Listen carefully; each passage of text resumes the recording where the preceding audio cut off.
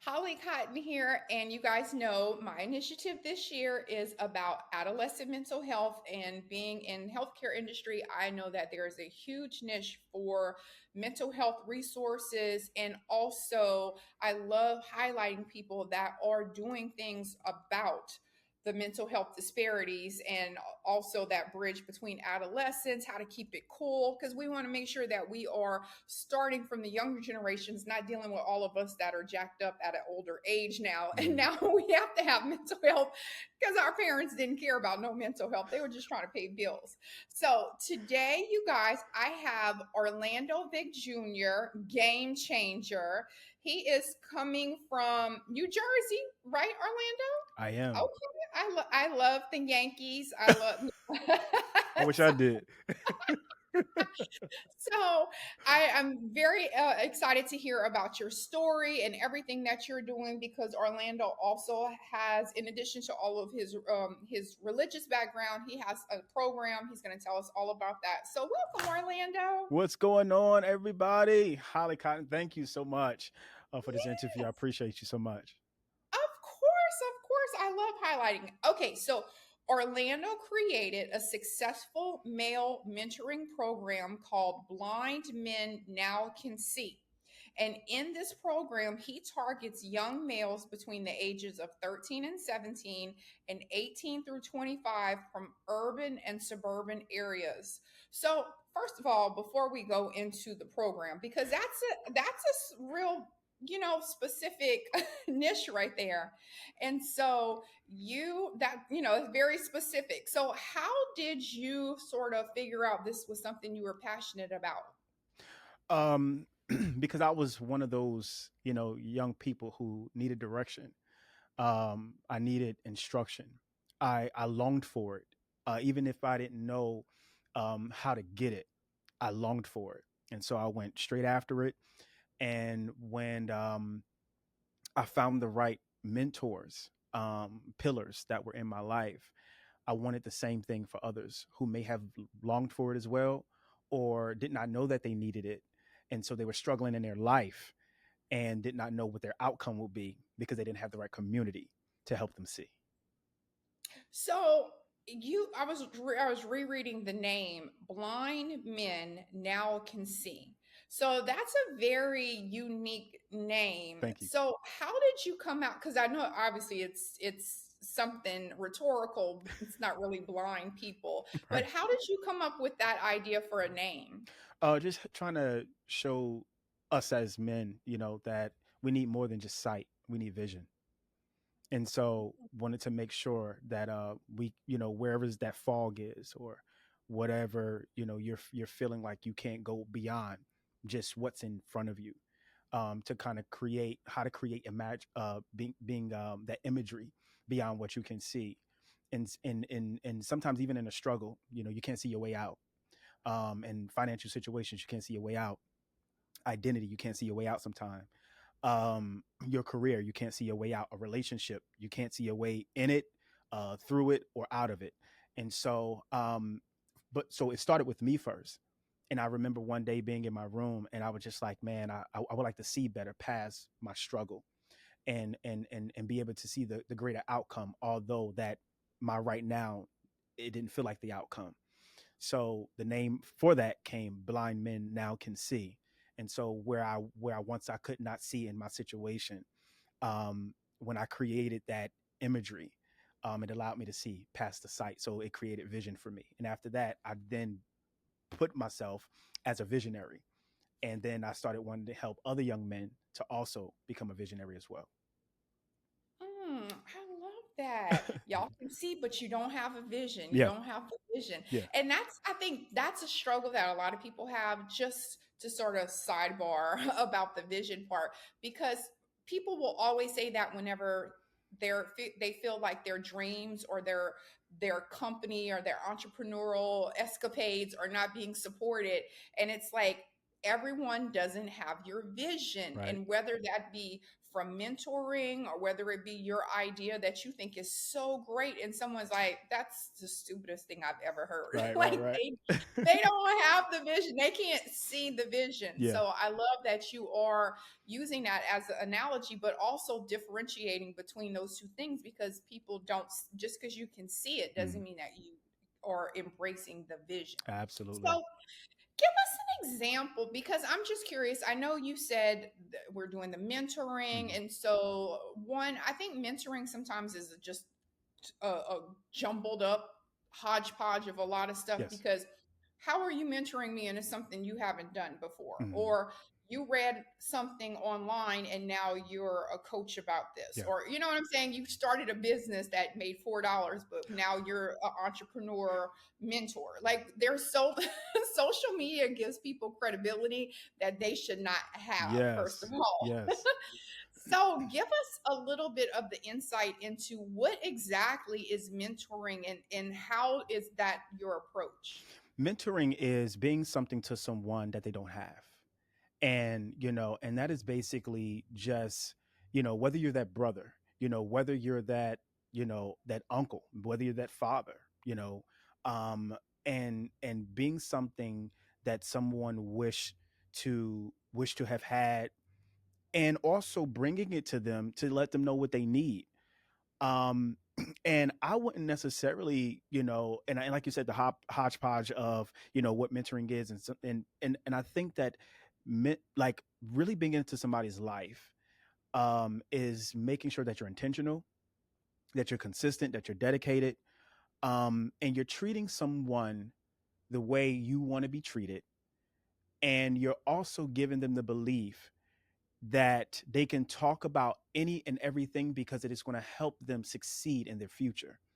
Because one of the greatest things that, especially us as men, we need to understand life, we need to understand love, and we need to understand legacy. And so we can talk about money all day and all night, which a lot of mentoring programs are doing. Oh yeah, let's make the next dollar. But Mhm. you don't, and you got nothing but materialistic things. You got the car, you got the house, you're flashy, but you don't know how to love. And you got a family, but do your family you? You have kids, but do they really look up to you as a father? You may have a companion, but are you really the person that she would love to see daily? Or did you ever think about you being the monster to the people that you being the monster that they see each and every day? So are you affectionate? Are you compassionate? Are you genuine? Do you have tender love and care? And those are the things that I work with our young men. It's okay. I tell my young men all the time, I love you. I don't like the word love you. No, I love you. There's a difference, you know. That love you just sounds just very, I'm trying not to give you too much endearment. I'm not trying to be too affectionate, all right, bruh, you got to kind of, and be tense, with your vocals a little bit, just to kind of almost like making sure you're not deviating from your manhood or that tough guy. But it's not about that. Love, is affection. It comes from the heart, and whatever you feel for a person, like genuinely give it. And for me, with being that big brother or that friend or whatever, I just want to let you know, being a man is, it requires you to have some sense of feeling, some sense of love, connection, compassion, affection, understanding your love language, even understanding why you're angry, why you're stubborn, and those things are important. So we deal with the mannerism, because it's important to our dating, it's important to our children, it's important to our friends, it's important to our workplace. Because even when we get into superior positions, because of whatever happened in our childhood or whatever we're suffering with, now in this adulthood, some way, somehow we inflict, that pain, that suffering, that stain in our workplace or onto our family or onto our friends. And so my objective is to just make sure that men have mannerisms in every area of their life, and that the people that we have to deal with each day can look at us as a blessing, and and not a monster. And that's how I look at it. Yeah. That was a lot of great information. I love that. I love that. Yes, well, as a mental health advocate, I'm all about learning how to speak your feelings, learning how to Oh yeah. communicate. I just told someone this morning, I said, girl, listen, I am on my growth Yeah. journey. And so I own everything I've ever done in my Hmm. life. But my growth journey right now, I am not allowing any foolishness to Listen, come in and break up what I have done. Now it's an everyday I process get because it. some days I wake up and I'm like, "Arr," and I'm I like, get oh, it. remember Holly? Hmm. Growth journey, Hmm. growth Growth journey. journey. Yeah, I love that. I love that. Hmm. So the other thing that I wanted to ask you is because I know I'm a nurse by Okay. trade, and so I've known the medical field for a long time. I mean, I pretend I'm 20 Orlando, so I can't tell you how many years I've been practicing, but Okay. just the, I'm an expert. Let's just put it Okay. that way. Okay. So I've been in the medical field for a long time, and every time we are giving medical advice or someone asks something, we always have the disclaimer, but you need to follow up with your primary care Hmm. physician or make sure you follow up with your doctor. Like, don't quote me on that. I need you to make sure I'm not Right. liable. And then when I sort of transition to where now I do similar stuff, I'm at my affirmation book series. So I'm always talking about mental Hmm. health, mental health, mental health.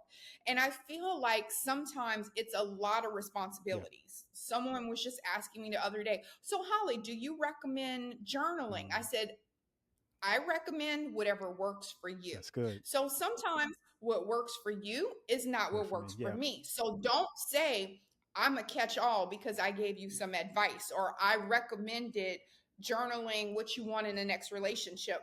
That's just an activity. You have to do what you want to do for your mental health. Absolutely. So I wanted to go back because you, as having younger Yeah. people, there's a lot of It is. responsibility that comes with how you're shaping those Yeah. people. Are you giving them the right tools? So, how do you navigate that? And then, do you feel like there is a responsibility that you have whenever you're saying, I'm mentoring these young men? I love that. Yeah. Um, First, I want them to understand who they are. I want them to tell me what makes them happy right now. And I want them to tell me what are they doing, uh what is the reason why this makes them happy. And so taking them on this journey, to know what it is or what it's like to um create healthy coping mechanisms and coping strategies, just making sure that it is taking them on the journey that does not have them regress. And Mm-hmm. so, like you said, should I journal? Should is it music that I listen to? How do I meditate? How do I give myself self therapy and not self harm? And those are things that we work through a lot of times because I work on a lot of the cognitive thought process, how they're processing each and every single day. When you're angry, what are you processing? When you feel sad, what are you processing? When you're anxious, what are you processing? When you don't know your next, how are you processing? And so we deal with the process. And so I always tell them that whatever you're feeling, feel it. But when it comes down to the point of you thinking you're going to do self harm or harm to somebody else, then I create a network of accountable peers that we can talk among each other and say how we really feel. And you know what's crazy is that even myself would be a part of that network that I formed. That I will come to them and say, "Hey, today is not a great day for me," and I need you all to help me in my processing. Not that I'm thinking of self harm, but I'm in a mental block and I need to figure out how to get out of there. And my own mentees, I show them that we bounce off each other because I'm not the one with all the answers. And although that you look up to me, yes, I am doing positive things to make sure that I get through my journey each and every day. But what I'm showing you is community, an accountable community intentional accountable community. So when you have that, you're not having somebody that's saying, yo, let's go out for a drink when they know that substance use is your thing. They're not telling you to go and smoke when they know that mentally you're not right, and connected to substance use is only going to make things worse. So you need people who are going to pull you away from the very thing that's going to have you go astray. So when your people that's in your life, they love you so much, they love you enough to make sure you stay here on this earth and not create your own expiration date. Okay. Because all of us have a time where we will leave here, but we don't have to make that time right now in this moment. So we have to create all positive choices, make all positive choices each and every day of our lives. If you spiritual, crack your Bible open. If you're not, figure out a way to how to get yourself over out of that darkness and back into a light. And I love on all people because all lives deserve healed wounds. So that's why I believe in making sure that how we approach therapy, how we approach life, how we approach strength, and how we maneuver in phases out of a dark place is all about having an accountable community. When you have that, you have positive people that are entering your ear canal and that is resonating in your mind, and those vibrations and frequencies are positive. So it's setting off all types of positive energy, which is allowing you to go from that sight right into vision. And so that's what we do in Blind Now Can See. And I love that you kept, because the whole time when you were talking, all I can hear is Oh yeah. accountability, accountability, accountability. Because I think back as being a mom, and I think back to when I was, because like I tell my kids all the time, look, this is my first time doing this too. So I just like it's the first time I hurt your feelings. This is the first time you hurt my feelings. I don't know. It's my first go round. I don't know. I'm trying to do the best I can do. But I do know when I look back and I think about my son and how I just sort of Mm, sheltered him more than I did my mm, daughter. And I was always like, I felt that the world was so hard on yeah. black men that I wanted to give him a Yeah. safe place. So I think sometimes I didn't make him accountable for Yeah. certain things. And now, I'm like, I'm coming him, I'm on growth journey, Yeah. Holly Cotton now. So I'm like, so these are this is how we're, and he's like, okay, well, this is who I am now. And I'm like, no, Yeah. no, no, we got to count it. So I love that you're able to reach those, because I think a lot of moms are the same way as me. Like, the world is out there, it's hard. I want to make sure it's a safer space here, which of course we're Yeah. nurturers, nothing wrong with that. But sometimes we lose that ability to hold them accountable, which is why having mentors and people Mm, like you, where you can identify those behaviors and you're like, these are some triggers, or these are some yeah. warning signs I've seen in the past with other people. So I love that. I love that. I I love love that. what you're saying. If you don't mind me piggybacking off of what you just said, Yeah, go you made an ahead. amazing statement. Um, for the moms that are out there, you even included, um, this is a personal deal. I'm a uh, a young man of three brothers, and I'm the only Christian boy. My brother's a Muslim, and each of us have different fathers, and I know what it takes for a man to raise a boy to become a man, not a woman, and how important that male presence is to a young man seeing that male role model. And even here's the crazy part about it, that even if he's a negative influence, just his presence does something to that young man. And that's why we have to because a lot of our young men today are influenced by what they see, not what a female is doing, but what a male is doing. So even if that male is in their community, whether he's a drug dealer, gang member, whatever sparks their interest, because he's a male figure, because he's identifying, I'm a male, he's a male, and whatever kind of sticks out to him that he feels as though is a part of his character or what he wants to do, he'll lock onto that.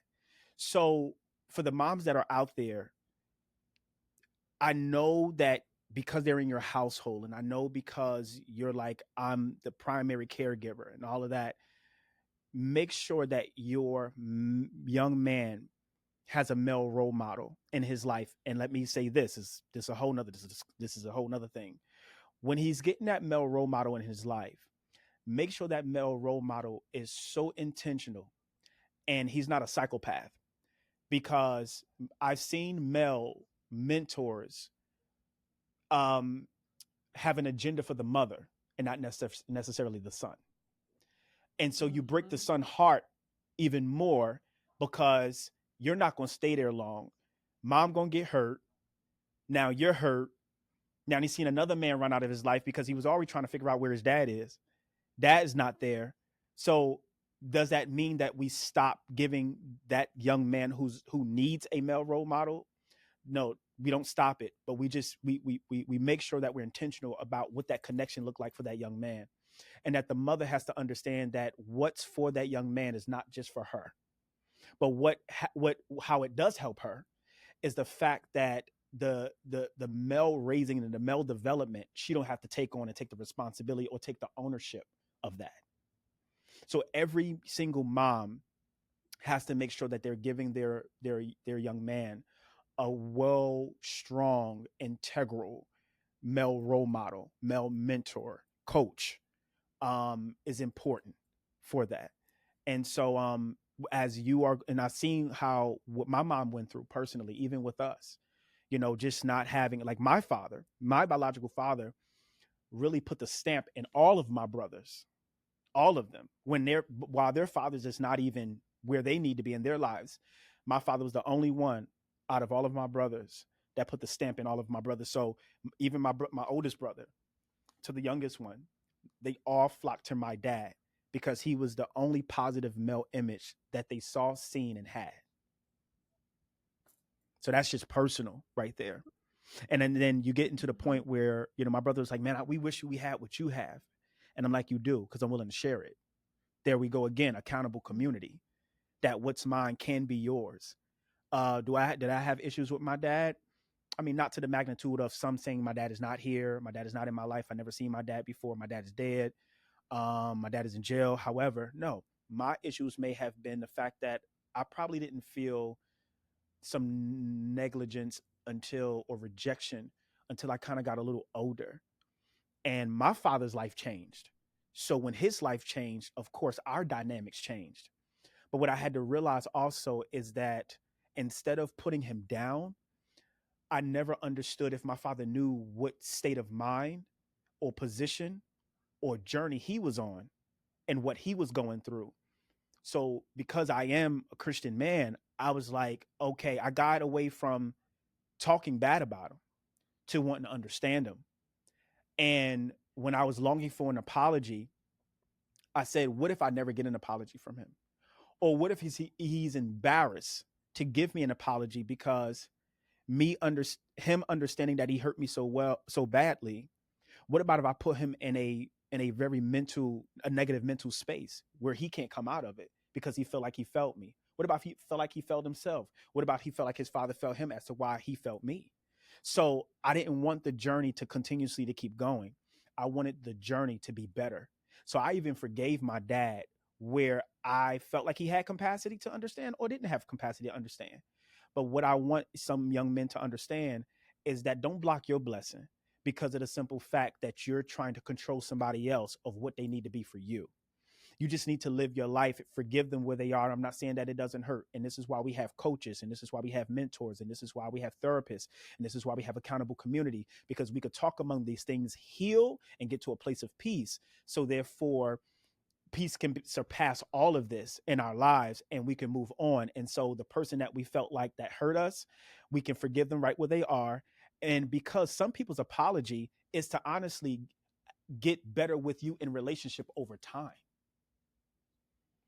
And so that's what we are. But I wanted to be healed and whole in that space. And I'll promise you, just like you said, I'm still on a journey of that healing and being whole in that space. You feel what I'm saying? I am not 100% there. I got on my beats right now. It's like it says, I am whole, James 1:4, chapter 1, verse 4. Okay. I have to wear this every day because it's my affirmation of the journey that I am going on. I felt all of the symptoms that some young men are feeling when it comes down to of male fracture, father fracture. However, I can tell you some of my approach to mentorship paused at some point because a male lied to me. You know, my approach to going to church, I wanted to stop for a minute because there was a male that was in a whole different character trait, you know, than I saw. You know, it was a lot going on. So I just want, you know, our young men to understand, and even our mothers to understand, give them what they need so that they can be healthy. And when you give them what they need, you're giving yourself also what you need, because you don't have to sit around here and take the onus on what a male's supposed to play in their life. And remain understanding that you're a great mother and you're enough, and no matter what, just understand that your job was not to give that young man everything. That's why when chromosomes encoded, it was a male and it was a female that made sure that this individual can come out, and that individual was going to need two parents, and that was going to be a mom nurturing, and that was going to be a father laboring. But all in all, love, attentionality, compassion, affection, and being present at the same time is what we need. People, what we need from our parents to be able to feel like we could go on in life. But here's the deal: but you also come into in life with people who are not in your bloodline that will play parts Hmm. that was absent from you, whether from a child all the way up to an adult. Hmm. That that was a lot of great Thank you. information, Orlando. I'm glad you sidebarred on that. And like I would always tell my kids, listen here, listen here.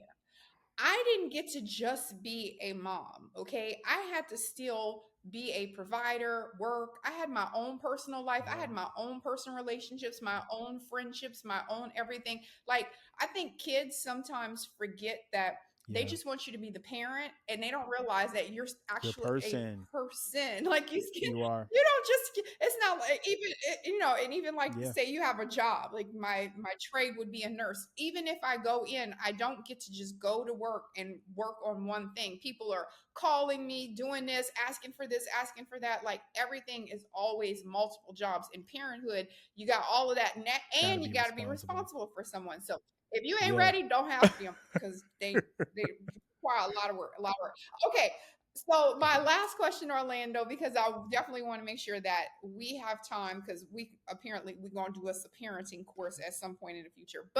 Um, but I want to ask you because I know that this Yeah. isn't all that you do, and that you have a lot of things that have sort of, I guess, segued into other things that you want to do. So, what projects do you have that are coming up? Give us a sneak peek. Is there anything you want to Oh yeah. drop on us? Be on the lookout for Yeah, all I of that. just in April 27th, I believe, I just filmed um a new podcast that I'm really excited about called Whole Conversations. The president of an organization called Wounds Healed Out Loud. And so it's an incredible, incredible organization. The acronym for Wounds Healed Out Loud is whole. I was not trying to be all cool and creative. It just happened like that because we know we need to be whole and healed. So and then what's incorporated in Wounds Healed Out Loud is music and therapy.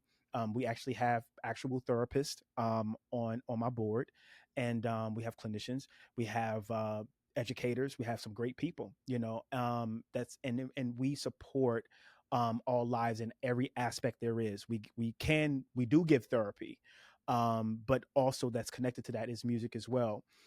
Give you a little inside scoop of how that's done. If you want to know more about the program, we give you the recipe as you come along, and be a part of us. I'm also a part of behavior health, mental health and substance use (SUD), which we have a co-occurring, we're dual licensure, and so we definitely help in that area too. You know, with giving therapy for all walks of life, and also right now I am a behavior health mental health. We're doing this mental health therapy type of deal where we are planting behavior health services inside of churches. And so I am a behavior health, I kind of call it a behavior health church planter. And so it's a really amazing situation that we're doing right now. And I'm really, really, really excited about that venture. And What else? We have soon a book coming out, and just honestly, stay locked in, stay tuned to the greatest things that we do have coming up. You can go out to our website too, which is www.wholelife.org. Um, and just stay connected to us, because there's a whole bunch of things that we would love to make sure that we show you what healing looks like. Yeah, and that's what I was going to say too. Or to add the last thing I was going to say is how can people find you, support you, spell out the website? 'Cause some people don't know how to spell Orlando. Quit, like we got to make sure we hit Absolutely. all demographics. So drop all of your social medias, how people can find Yeah, you, all of that absolutely. great You stuff. can find me on IG Orlando Vick JR, Facebook Orlando Vick JR, Orlando Vick. You can also go to our website www.whole WHOLLIFE.org. And we're looking forward to see you. If you and like I said, even I'm a music producer as well, songwriter. So, and a lot of that is incorporated with what we do. And we have so many different services. I mean, I would like to kind of address all of them, but I think that if you're interested in being a part of our program, whether it's from the male mentoring area, or our co-ed, which is the music, and which is Wounds Healed Out Loud, as a whole, as an organization, we're here to support you, your family, your vision, your mental health, and any situations you may be going through. And our people are professionals, so we protect you.